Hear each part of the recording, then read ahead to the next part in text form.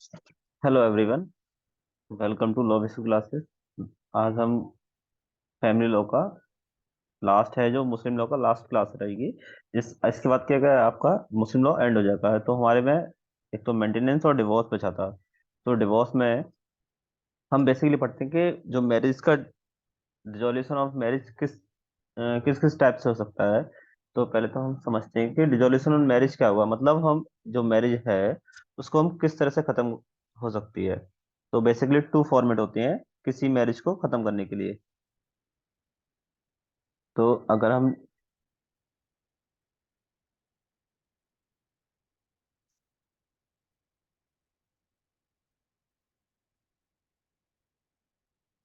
Dissolution of marriage करें तो दो प्रकार के होते हैं। एक तो आपका अगर स्पाउस है वो डेथ हो जाए, सॉरी, एक तो स्पाउस आपका डेथ हो जाए तो आप क्या कर सकते हैं, जो आपकी मैरिज थी वो डिसॉल्व हो जाएगी, या फिर डिवोर्स ले लें, या फिर तलाक बोले हम। ओके। तो डिसोल्यूशन ऑफ मैरिज मतलब दो, या तो जो आपका स्पाउस है वो डेथ हो जाए, या फिर सेकंड रहता है आपका, या फिर आप डिवोर्स ले लें या तलाक ले लें किसी अपने स्पाउस से। तो आप क्या कर सकते हैं, जो आपकी मैरिज है वो क्या हो जाएगी, डिसॉल्व हो जाएगी, मतलब खत्म हो जाएगी। तो बेसिकली आपके जो डिवोर्स है, जो तलाक है, वो मुस्लिम लॉ में बहुत टाइप की दी है। तो अभी हम देखते हैं किस किस टाइप की है। तो पहले ही आती है आपकी तलाक उल सुन्नत। तलाक बेसिकली इसको क्या बोलते हैं, ये उस तरह की तलाक है जिसमें क्या है, जो हमारे प्रॉफिट साहब थे वो मानते थे, वैसे तो प्रॉफिट, जो प्रॉफिट थे, मोहम्मद प्रॉफिट थे, वो तलाक यानी वो नहीं, कभी भी नहीं चाहते थे कि जो शादी हुई है, जो रिश्ते बने हैं उनको तोड़ा जाए। मगर फिर भी एक ऐसी कंडीशन आ जाती है यहाँ वहां पर क्या है, हमें उस रिश्ते को खत्म करना ही पड़ता है। तो उनके मानने पे यानी मोहम्मद साहब जान समझते थे कि ये फॉर्मेट जो है वो सबसे अच्छा फॉर्मेट है तलाक लेने के लिए। तो इसमें क्या है, इसमें भी दो टाइप के होते हैं। एक आता है अहसन, अहसन, और एक आता है हसन। तो तलाकुल सुन्नत में दो प्रकार के होते हैं। तलाकुल सुन्नत क्या दो दो टाइप की होती है, एक अहसन होती है और एक हसन होती है। तो बेसिकली अहसन में क्या होता है, एक बार प्रोनाउंस किया जाता है कि तलाक, और उसके बाद क्या है, 3 मंथ का टाइम मिलता है। मंथ मतलब 1 2 3, और 3 मंथ मतलब जो प्यूरिटी के पीरियड्स होते हैं। अब पीरियड्स मतलब जो मेंस्ट्रुअल साइकिल होती है फीमेल की, वो 3 मेंस्ट्रुअल साइकिल तक वो क्या रहता था कि आपके पास कभी भी आप रिवोक कर सकते थे अहसन में। मतलब चलो एक बार गुस्से में किसी भी प्रकार में अगर किसी ने तलाक बोल दिया, तो उस कंडीशन में क्या है, 3 मंथ का टाइम रहता था हस्बैंड के पास कि वो क्या कर सके, वो वाइफ से क्या बोल सके, रिवोक बोल सके। अब रिवोक करने के लिए दो कंडीशन होते हैं, या तो वो वर्ड से बोले कि हाँ मैं तुम्हें जो मैंने तलाक बोला था मैं वो वापस ले रहा हूँ, या फिर वो कोहेबिट करे, मतलब वो अपने क्या है सेक्सुअल इंटरकोर्स करे हस्बैंड वाइफ। तो उस कंडीशन में क्या हो जाएगा, जो डिवोर्स थी वो क्या हो जाएगी, रिवोक्ड हो जाएगी। तो आसन समझ में आया।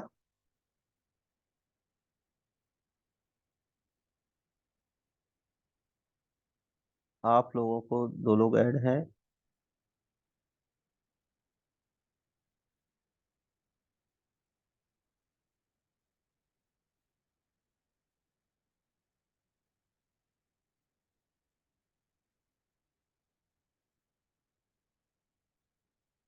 ओके। तो असन में तो ये रहता है, देखो, अ, तलाकुल सुन्नत हो गया, यानी देखो असन और असन में अगर कोई तलाक हुई है वो रिवोक करनी है तो उसमें सिर्फ दो चीज होती है। या तो हस्बैंड है वो क्या करे, वाई वर्ड्स बोले, या फिर क्या बोले, या सेक्सुअल इंटरकोर्स करे वाइफ के साथ। उस कंडीशन में क्या है, सिर्फ दो कंडीशन है। उस कंडीशन में क्या है, जो डिवोर्स बोली गई है वो क्या हो जाएगी, वो रिवोक्ड हो जाएगी, यानी वो खत्म हो जाएगी। ओके।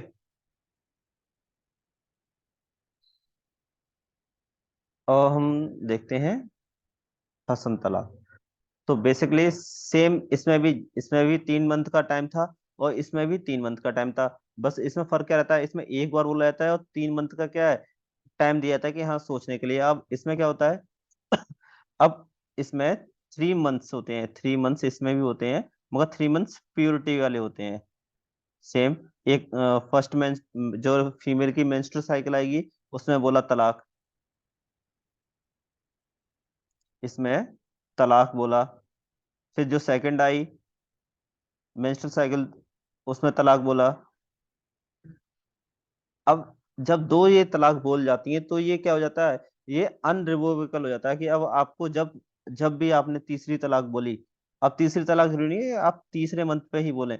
आप तीसरे मंथ पे नहीं बोला, अगर आप कभी भी चौथे मंथ पे भी अगर तलाक बोलते हैं तो भी तलाक क्या हो जाएगी, वो डिवोर्स फाइनलाइज हो जाएगी। वो जो हस्बैंड वाइफ के बीच में क्या हो जाएगा, डिवोर्स हो जाएगी और वो अलग सेपरेट हो जाएंगे। बेसिकली 3 मंथ क्या होता है, ये इद्दत पीरियड का टाइम रहता है कि हाँ चलो इद्दत इद्दत भी हो जाती है क्योंकि सेपरेट रहा जाता है। ओके। तो तलाक उल सन्नत समझ में आया? बोलो।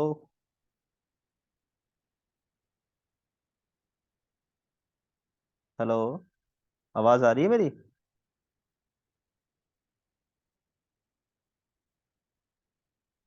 Yes sir. ओके, समझ में आया?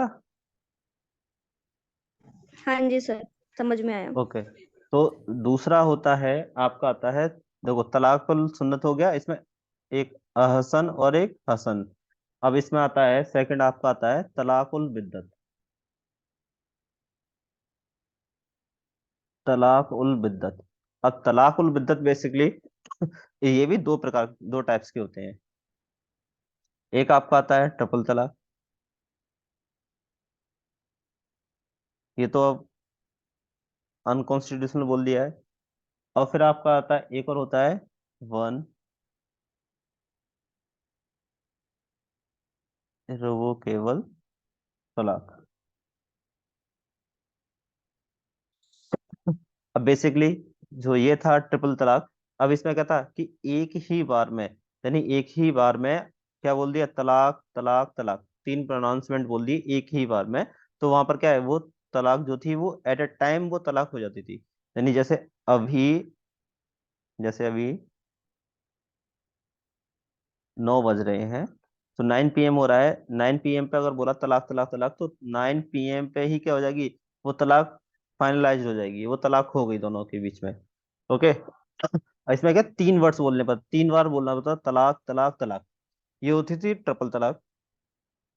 अब वन रिवोकेबल तलाक क्या होती है, मीन्स किसी हस्बैंड ने क्या बोला, या लिख के, या तो लिखा रिटन में, या फिर स्पोक करा स्पोकन वे में, या तो लिख के या फिर स्पोकन में। उसने बोला मैं तुम्हें, जैसे मैं तुम्हें तलाक देता हूँ 100 टाइम, मैं तुम्हें तलाक देता हूँ 100 बार, मैं तुम्हें तलाक देता हूँ 1000 बार। यानी एक ऐसा कंडीशन, एक ही बार बोला कि मैं तुम्हें 1000 बार तलाक देता हूँ। इसमें क्या था, इसमें तलाक तलाक तलाक 3 बार बोलनी थी। अब इसमें क्या, एक ही वर्ड बोलना है, या लिख के या फिर बोल के कि मैं तुम्हें 1000 बार तलाक देता हूँ।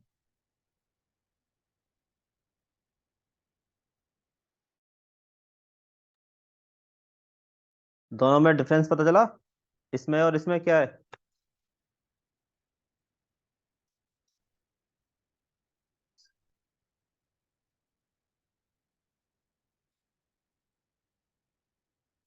फिर आपकी आता है, नेक्स्ट आती है जो आपकी डिवोर्स की फॉर्म होती है।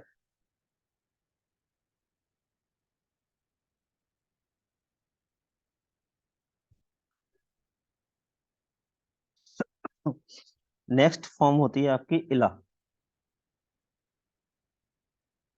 इला। अब इला में क्या होता है कि जो हस्बैंड होता है, बेसिकली देखो, जो मुस्लिम लॉ में डिवोर्स का जो फॉर्मेट दिया है ना, तो जो मेन पावर दी है, अगर मेन पावर है ना वो मेन के पास है, आदमी के पास, जो हस्बैंड है ना सारी पावर डिवोर्स की उसी के पास है। फीमेल के पास सिर्फ एक या दो है, ठीक है ना। और बाकायदा अब हस्बैंड, उसकी मर्जी है, वो जब चाहे तब तलाक दे सकता है, उसमें कोई बाउंडेशन नहीं है, कितनी भी तलाक दे सकता है। ओके। तो जो मेन पावर है डिवोर्स की, वो किसके हाथ में है? हस्बैंड के हाथ। तो इला हमारा होता है, इसमें जो हस्बैंड हस्बैंड और वाइफ हैं, दोनों के बीच में 4 मंथ, 4 मंथ के 4 मंथ तक क्या होता है, कोई भी सेक्सुअल इंटरकोर्स ना हुआ हो, सेक्सुअल इंटरकोर्स नहीं हुआ हो 4 मंथ के लिए। तो उस कंडीशन में क्या हो सकता है कि उस कंडीशन में हस्बैंड क्या कर सकता है, वो वाइफ से तलाक ले सकता है, या फिर वाइफ क्या कर सकती है, तलाक के लिए बोल सकती है, या फिर हस्बैंड क्या बोलेगा कि मैं तुम्हें नहीं कर रहा, या मैं तुम्हें, यानी जो हस्बैंड वाइफ हैं, अब उनके दोनों बीच में क्या होता है, कुछ कंजुगल राइट्स होते हैं। अगर हस्बैंड वाइफ हैं तो दोनों के बीच में क्या होगा, कंजुगल राइट्स होंगे। जैसे हमने हिंदू में पढ़ा था ना, सेक्शन 8 था, रेस्ट्रिक्शन ऑफ कंजुगल राइट्स। तो बेसिकली कंजुगल राइट्स क्या है, जो दो हस्बैंड वाइफ हैं तो उनको एक साथ रहना है। तो अब बेसिकली जो हमारा मुस्लिम लॉ है, वो बोलता है कि जब शादी हुई है तो कोहेबिट भी होगा, बच्चे भी होंगे, रिलेशन भी बनेगा। तो उस कंडीशन में अगर हस्बैंड क्या करता है, वाइफ को 4 मंथ के लिए छोड़ देता है कि उसके साथ कोई भी जो कंजुगल राइट्स है वो नहीं अपना रहा है, तो उस कंडीशन में क्या है, वो डिवोर्स दे देगा। ठीक है। ये होता है इला, यानी 4 मंथ के लिए क्या हो, सेक्सुअल इंटरकोर्स ना हो हस्बैंड और वाइफ के बीच में। फिर आता है फोर्थ, फोर्थ आता है जेहर। फोर्थ होती है जेहर। अब जेहर में क्या होता है, जेहर में जो हस्बैंड होता है, वो वाइफ को क्या करता है, अपनी वाइफ को कंपेयर कर देता है। कंपेयर किससे करता है, ऐसे रिश्ते से, ऐसे रिश्ते से कि उसके, उस रिश्ते से क्या है, वो शादी नहीं कर सके, वो मैरिज ना कर सके, सेक्सुअल इंटरकोर्स ना कर सके। ठीक है ना, यानी जो रिलेशन जो प्रोहिबिट किए गए हैं शादी के लिए। अब सपोज वो क्या करता है, जो अपनी वाइफ है उसको, वाइफ को बोलता है कि तुम मेरी माँ की तरह हो, तुम मेरी माँ की तरह हो, तुम मेरी बहन की तरह हो। ठीक है ना, तुम सिस्टर की तरह हो। या फिर वो बोलता है कि तुम एक मेरी फोस्टेज, मतलब ऐसी फोस्टेज मदर क्या होती है, जो माँ उस लड़के को क्या दूध पिलाती, तो यानी दूध का रिश्ता हो जाता है, द फोस्टेज मदर। तो फर्स्ट कजिन बना दिया। तो ऐसा रिश्ता जहाँ पर क्या है, वो जो रिश्ते वो वाइफ के साथ कर सकता था, वो उनसे नहीं कर सकता, यानी उनसे शादी नहीं कर सकता, या फिर उनसे वो रिलेशन नहीं कर सकता जो वाइफ के साथ रखा जाए। तो उस कंडीशन में, ऐसे कंडीशन में वो क्या करता है, कंपेयर कर देता है कि तुम मेरी तो माँ की तरह हो। तो उस कंडीशन में क्या है, वो डिवोर्स ले सकती है वाइफ। अगर वो कोई हस्बैंड क्या करता है, उसको ऐसे रिश्ते में क्या कर सकता है, करता है, कंपेयर करता है कि तुम मेरी माँ की तरह हो, तुम मेरी बहन की तरह हो। तो जब वो माँ और बहन का दर्जा दे रहा है, तो वो अब दोनों के बीच में क्या नहीं रहा, हस्बैंड और वाइफ का कोई कंजुगल रहा ही नहीं, रिश्ता ही नहीं रहा। तो उस कंडीशन में क्या हो जाएगा, वो वाइफ क्या कर सकती है, डिवोर्स के लिए पिटिशन डाल डाल सकती है। अब फिर नेक्स्ट आता है आपका 5 नंबर का, तलाक ए ताविद। तलाक ए ताविद। अब इस कंडीशन में, अब ये क्या होता है, तलाक ए ताविद। तलाक ए ताविद बेसिकली एक क्या होता है, अब जो पावर, डिवोर्स की पावर किसके पास है, बेसिकली हस्बैंड के पास है। अब जो ये पावर है, वो हस्बैंड किसको देता है, वाइफ को दे देता है कि लो, मैं अपनी पावर तुम्हें देता हूँ, तुम्हें जब मर्जी हो तब मुझसे तलाक ले सकती हो। मतलब पावर हस्बैंड के पास ही है। उसने क्या करा, यहां से उठाया, लो मैं तुम्हें दे रहा हूँ, वाइफ को दे दी। वाइफ से बोला कि जब तुम्हें तलाक चाहिए हो तो मुझसे बोल देना, मैं तुम्हें तलाक दे दूंगा। मतलब पूरा हक किसका है, हस्बैंड का है। अब उसने छोड़ किसके दिया, वाइफ के ऊपर, कि जब तुम्हें तलाक चाहिए हो तो बोल देना कि मैं तलाक चाहती हूँ, मैं तलाक दे दूंगा। ओके, तो तलाक तहवीद ये हो गया। फिर आपका नेक्स्ट आता है 6 नंबर, खुला।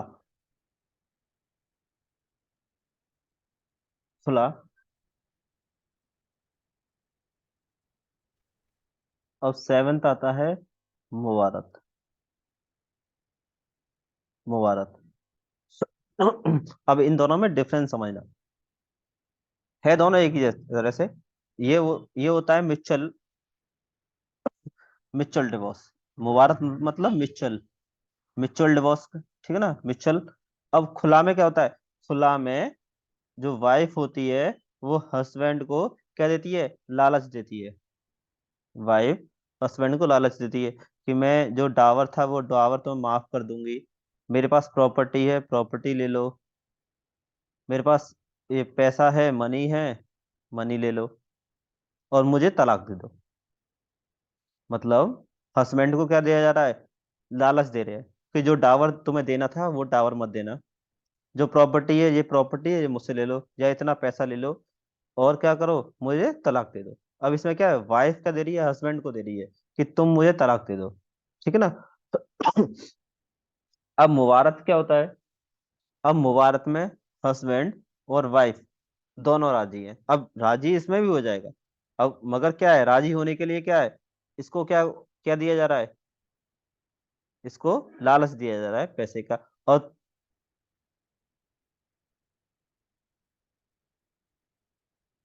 अब इसमें क्या दिया जा रहा है? लालच दिया जा रहा है।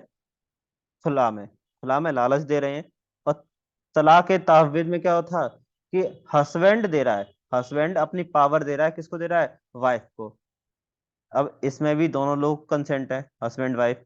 इसमें भी क्या है? हस्बैंड वाइफ दोनों कंसेंट है। अब इसमें क्या है? दोनों ही, यानी इसमें क्या है, ना ही कोई लालच दिया जा रहा है, और ना ही इसमें क्या है, हस्बैंड अपनी पावर क्या दे रहा है? वाइफ को दे रहा है इसमें। मतलब क्या है, दोनों राजी हैं कि म्यूचुअली राजी है कि हाँ हम दोनों डिवोर्स ले लेंगे। ओके, तो खुला, मुबारक और तलाक तहवीज में यानी तीनों है म्यूचुअली, दोनों ही राजी हैं, मगर पोजीशन अलग अलग है कि कहाँ कैसे हो रहा है। फिर आता है नेक्स्ट आपका 8 नंबर, लियान। लियान। अब लियान क्या होता है? अब लियान में जो हस्बैंड होता है वो वाइफ पर क्या लगाता है? एक एलिगेशन लगाता है। और एलिगेशन किसका लगाता है? एडल्ट्री का।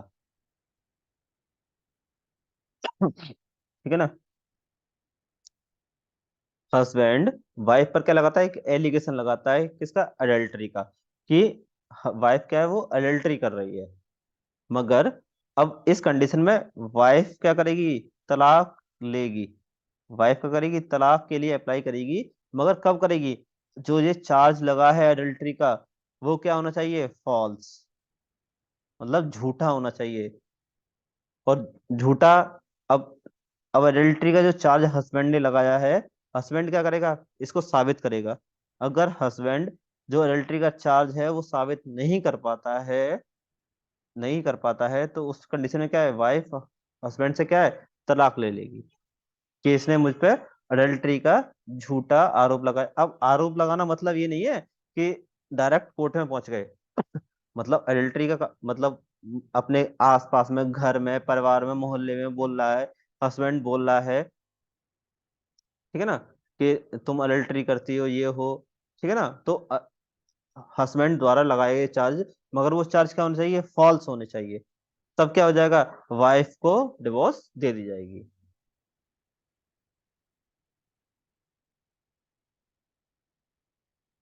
फिर आपका आता है लास्ट, फस्क।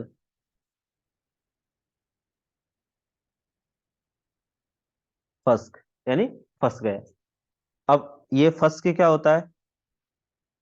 अब फस्क में सपोज, अब फस्क मतलब फंस गए। अब फस्क में कंडीशन क्या क्या होती है? जो हस्बैंड वाइफ लेगी, किस पे लेगी और किस बेसिस पे लेगी?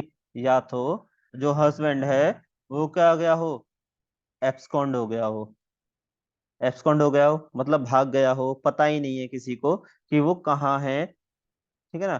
इसमें कोई टाइम ड्यूरेशन नहीं दिया है। अब जैसे हिंदू जो हिंदू मैरिज एक्ट था, उसमें हिंदू मैरिज एक्ट था उसमें 7 साल का टाइम दिया है कि 7 साल के लिए कोई एब्सकॉन्ड हो जाता है, भाग जाता है, उसका पता ही नहीं है, तो उस कंडीशन में क्या है, डिवोर्स मिल जाएगी। अब इसमें कोई टाइम ड्यूरेशन नहीं दिया गया है मुस्लिम लॉ में। फिर जो हस्बैंड है वो वाइफ को क्या नहीं कर पा रहा है, मेंटेन नहीं कर पा रहा है, मेंटेन नहीं कर पा रहा है, मेंटेनेंस नहीं दे पा रहा है, उस कंडीशन में क्या है, वाइफ क्या कर सकती है, डिवोर्स के लिए अप्लाई कर सकती है। या फिर जो हस्बैंड है उसको क्या है, सीवियर हेल्थ इशू है, हेल्थ इशू है, ठीक है ना, सीवियर हेल्थ इशू है, जैसे HIV हो गया, एड्स हो गया, यानी ऐसी ऐसी बीमारियां जो क्या है, कम्युनिकेबल फॉर्म में है, जिसके साथ रहना नामुमकिन है, ठीक है ना, यानी उसके साथ हम रह नहीं सकते।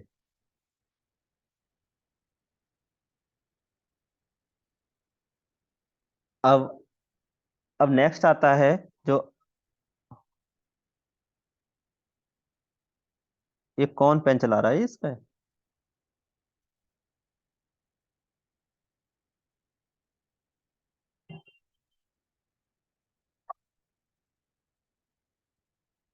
ओके। अब क्या क्या कंडीशन हो गई, एक तो मेंटेन आपका एब्सकॉन्ड हो जाता है, या फिर मेंटेन नहीं कर पा रहा है, या फिर क्या है, एक हेल्थ इशू है, यानी सीवियर हेल्थ इशू है, और लास्ट आपका आता है जो हस्बैंड है वो वाइफ के साथ क्या कर रहा है, जो हस्बैंड है वाइफ के साथ क्या कर रहा है, वो क्रुएल्टी कर रहा है, यानी सीवियर एब्यूज, सीवियर एब्यूज कर रहा है, या फिर क्रुएल्टी कर रहा है, वो भी सीवियर वाली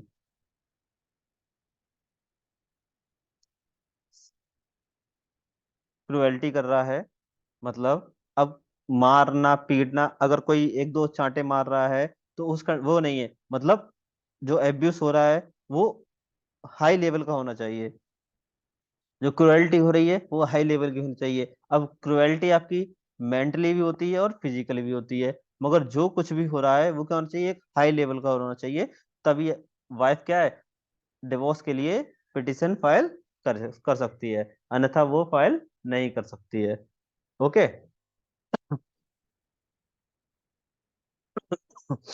तो जैसे हमने पढ़ा अभी, तलाकुल विद्दत, तलाक यानी रिवोकेबल फॉर्म, तलाकुल सुन्नत, अभी मैंने बताया, यानी जैसे नो सेक्स ड्यूरिंग इद्दत, यानी एक बार प्रोनाउंस किया और 3 मंथ के लिए आपको क्या है, वेट करना पड़ेगा। फिर आपका आता है, दो इसमें होते हैं, हसन और अहसन, जैसे अभी मैंने बताया। फिर आता है तलाकुल विद्दत, ट्रिपल तलाक, ये सायरवानों से क्या केस से क्या हुई थी, ये अनकॉन्स्टिट्यूशनल बोल दी गई थी। अब इलावा मैंने बताया, जिहर बताया मैंने अभी, खुला, मुबारक, लियान, और आपको फर्स्ट भी पढ़ाया मैंने। फिर आपका एक एक्ट आता है, डिसोल्यूशन ऑफ मैरिज एक्ट 1939, ठीक है ना। तो grounds of divorce applicable both Siya और सुन्नी को होती हैं। अब जो हमारा जो एक्ट है, इस एक्ट में दिया गया है कि इसमें कंडीशन दी गई है, एब्सेंस ऑफ हस्बैंड, अगर हस्बैंड 4 साल के लिए नहीं है, उस कंडीशन में डिवोर्स मिल सकती है। अब probation period 6 month, court give the probation period, अब जब आपने पिटिशन 4 साल तक जो हस्बैंड है वो नहीं आया, तो उस कंडीशन में क्या है, कोर्ट क्या देगा, 6 मंथ का टाइम देगा कि हाँ 6 मंथ तक अगर वो आ जाता है तो क्या हो जाएगा, वो डिवोर्स डिवोर्स नहीं होगी, क्या हो जाएगी, रिवोक्ड हो जाएगी, अन्यथा वो क्या हो जाएगी, फाइनलाइज हो जाएगी। If the husband returns with in 6 month, divorce is cancelled. Okay. 6 month के अंदर जो डिवोर्स हस्बैंड का आ जाता है तो उस कंडीशन में क्या हो जाएगी, जो डिवोर्स की पिटिशन थी वो कैंसल्ड हो जाएगी। अब husband fails to maintain wife, अब कोई हस्बैंड है वो वाइफ को 2 साल तक के क्या नहीं कर पा रहा है, मेंटेन नहीं कर पा रहा है, तो उस कंडीशन में क्या है, वाइफ डिवोर्स ले सकती है। हस्बैंड इन जेल, अगर हस्बैंड क्या हो जाए, जेल में चला जाए 7 साल या उससे 7 साल के ज्यादा के लिए, मगर कब मिलेगी, उस कंडीशन में मिलेगी जब जो इम्प्रिजमेंट है, जो 7 साल की, 7 साल या 7 साल से ज्यादा की जो इम्प्रिजमेंट है, वो क्या होना चाहिए, जो जजमेंट है वो फाइनल ऑर्डर आ जाना चाहिए, यानी इम्प्रिजमेंट होने जाना चाहिए, कन्विक्टेड हो जाना चाहिए। उसके बाद अगर किसी को 7 साल की सजा मिल चुकी है, उस कंडीशन पे क्या हो जाएगा, वो डिवोर्स ले सकती है। अब हस्बैंड इज इम्पोर्टेंट, अब हस्बैंड इम्पोर्टेंट है, ठीक है ना, वो कैपेबल नहीं है किसके लिए, जो कंजुगल राइट्स हैं हस्बैंड वाइफ के, उनके लिए। तो उस कंडीशन में क्या है, वाइफ क्या कर सकती है, डिवोर्स के लिए पिटिशन फाइल कर सकती है। Husband is cruel to wife. अब मैं जैसे बताया, जो क्रूएल्टी है, सीवियर क्रूएल्टी है, सीवियर एब्यूस है, उस कंडीशन में क्या है, वाइफ क्या कर सकती है, डिवोर्स के लिए पिटिशन फाइल कर सकती है। फिर आपका आता है next, husband suffering from non curable disease, मतलब HIV एड्स हो गया, मतलब ऐसी बीमारियां जो सीवियर कंडीशन, सीवियर हैं, और क्या है, कम्युनिकेबल फॉर्म की हैं, और जो लाइलाज हैं। Husband fail to perform marital obligation for a period of 3 साल, 3 ईयर। और अब क्या है, जो हस्बैंड है वो क्या है, जो मैरिटल ऑब्लिगेशन होते हैं वो 3 साल के लिए क्या नहीं करे, वो परफॉर्म ना करे या परफॉर्म ना कर पाए, वो किसी भी कंडीशन पे, उसके पास पैसे हैं या नहीं है, या फिर कुछ भी हो, उसे कोई मतलब नहीं, वाइफ को उसको मेंटेन करना ही करना है। फिर आता है insanity for a period of 2 year और अ वेनरेबल डिजीज, ठीक है ना। जो इंसैनिटी है वो 2 साल की होनी चाहिए, और वेनरेबल डिजीज है, ओके, पागलपन ऐसा 2 साल के लिए, मतलब ऐसा, अब ऐसा पागलपन कि पूरा इंसान हमेशा पागलपन में, इंसैनिटी में रहता है, उस कंडीशन में उसके साथ कैसे कोई डलेगा। A wife married before 15 years of age can file a divorce before becoming 18। अब जो माइनर गर्ल्स की चाइल्ड चाइल्ड वो माइनर्स की शादी होती है मुस्लिम लॉ में, तो बेसिकली क्या होता है, अब माइनर, अब जो इंडियन मेजोरिटी एक्ट है, उस कंडीशन में अगर हम मेजर मानते हैं तो वो 18 साल होती है। मगर अगर हम मुस्लिम लॉ मानते हैं तो उसमें क्या है, प्यूबर्टी की एज बताई जाती है, उस कंडीशन में क्या मानते हैं, 15 साल की एज लिमिट मानते हैं। तो अगर किसी की शादी 15 साल से पहले हुई है, तो वो 18 साल से होने से पहले क्या कर सकती है, वो डिवोर्स के लिए पिटिशन फाइल कर सकती है। अब dower, some of money compensation for a wife after divorce. अब जो डावर है, या तो शादी के टाइम दे दिया जाए, या फिर शादी चल रही है उस कंडीशन में दे दिया जाए, अन्यथा अगर जब आपकी डिवोर्स हो रही है तो उस कंडीशन में भी क्या है, जो डावर का मनी है वो दिया जा सकता है। अब ये नहीं है कि जो डावर है वो डिवोर्स का मेंटेनेंस के पैसा है, नहीं। जो डावर था वो क्या है, एक respect of wife from husband है, यानी जो वाइफ का है, जो डावर है, जो मनी, जो सम है, वो डावर वाइफ का ही है, और वाइफ का उस पर हक है। वो वाइफ कभी भी ले सकती है, या तो उसकी जो शादी हो रही है, मैरिज हो रही है उस कंडीशन पे, जब उसकी मैरिज क्या चल रही है उस कंडीशन पे, या फिर डिवोर्स के टाइम, अब हस्बैंड कभी भी उसको दे सकता है। अब स्पेसिफाइड डावर, अब स्पेसिफिक डावर क्या है, specified in a marriage contract. अब दो तरह की डावर होती है, एक प्रॉम्प्ट डावर होती है, एक डेफर्ड डावर होती है। अब प्रॉम्प्ट डावर क्या होती है, अब payable to wife immediately after marriage. अब ऐसा अमाउंट ऐसा डावर जो क्या है, शादी के तुरंत बाद दे दिया जाए, उसको बोलते हैं हम प्रॉम्प्ट डावर। अब डेफर्ड डावर क्या होता है, अब payable to wife after divorce और डेथ ऑफ द हस्बैंड। या फिर अब जो डावर या तो डिवोर्स के टाइम पर दे दिया जा रहा है, या फिर जो हस्बैंड की डेथ हो जाए उसके बाद, और वाइफ को डावर दिया जा रहा है, उस कंडीशन में उस डावर को बोलते हैं डेफर्ड डावर। अब सेकंड आता है आपका प्रॉपर डावर। अब proper dower not specified in marriage contract, given according to the custom.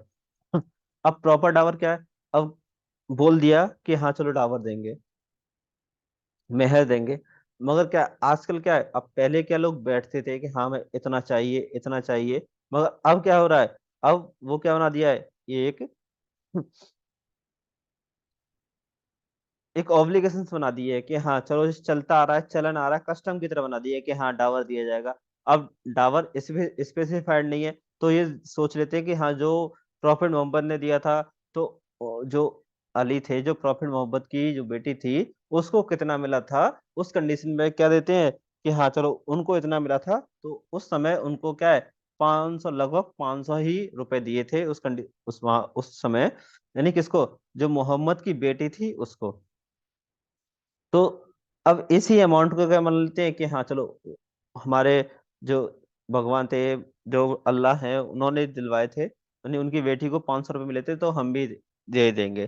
तो ये क्या है, कस्टम की तरह मान लिया है कि अब कोई वो नहीं रहा कि हाँ चलो दो लोग बैठेंगे दोनों पार्टी के, हाँ हमें इतना डावा चाहिए, इतना मेहर चाहिए, यानी एक प्रॉपर क्या नहीं होता है, दोनों के बीच, दो लोगों की पार्टी के बीच में कोई बातचीत नहीं होती है। ओके। फिर आपका आता है maintenance. Maintenance under Muslim law. अब मेंटेनेंस अंडर मुस्लिम लॉ सिर्फ क्या है कि डिवोर्स हो गया, डिवोर्स हो गया, डिवोर्स के बाद क्या है, जो जब तक इद्दत पीरियड चलेगा। अब इद्दत पीरियड क्या है, 1 2 3 मंथ का इद्दत पीरियड रहता है। अगर वो उस कंडीशन में क्या है, अगर वो प्रेग्नेंट है तो अंटिल डिलीवरी, अंटिल डिलीवरी क्या होता है उसको, क्या मिलेगा, मेंटेनेंस मिलेगा। और उसके बाद हस्बैंड की कोई ऑब्लिगेशंस नहीं होती है कि वो वाइफ को क्या करे, मेंटेन करे। ठीक है ना। तो under Muslim law maintenance called नफाक। तो नफाक क्या बोलते हैं, मुस्लिम लॉ में मेंटेनेंस को नफाक बोलते हैं। The maintenance of the wife is a primary obligations. Okay. Wife rights of maintenance is डेब्ट against the husband, it is an independent right. ठीक है ना। जब ये मोहम्मद अहमद खान साहबानो बेगम का हुआ था, तो इस कंडीशन में जो सेक्शन 125 था सीआरपीसी में, इस कंडीशन पे बोला गया था कि हाँ, कि जो सेक्शन 125 ये नहीं बोलता कि ये किसी हिंदू मुस्लिम सिख पारसी पे लगेगा। ये क्या है, एक जो इंडिया में जो लोग रहते हैं उन पर लागू होगा। तो उस कंडीशन में बोला गया था कि हाँ, जो हस्बैंड है उस वो क्या है, वो वाइफ को कब तक करेगा, जब तक उसकी डेथ नहीं हो जाती है, या फिर वो दूसरी शादी नहीं कर लेती है, सेकंड मैरिज नहीं कर लेती है। ओके। तो उस कंडीशन में, तो इसके बाद जो हमारा एक एक्ट आया था, Muslim women protection, Muslim women protection on rights on a divorce act.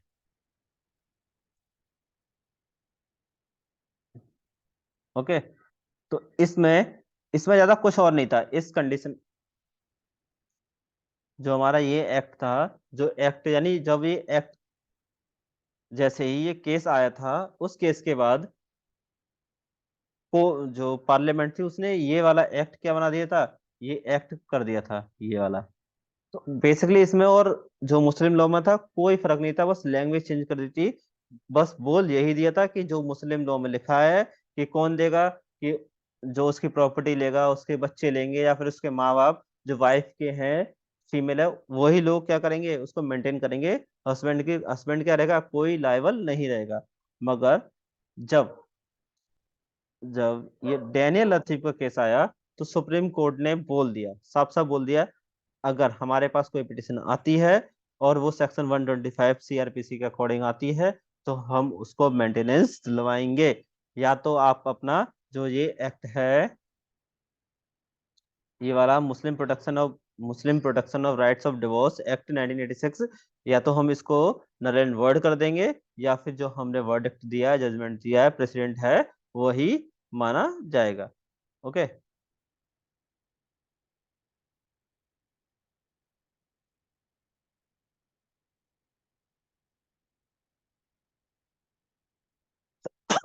फिर आपका आता है शरीयत एक्ट। शरीयत एक्ट होता है the applicable to all Muslims.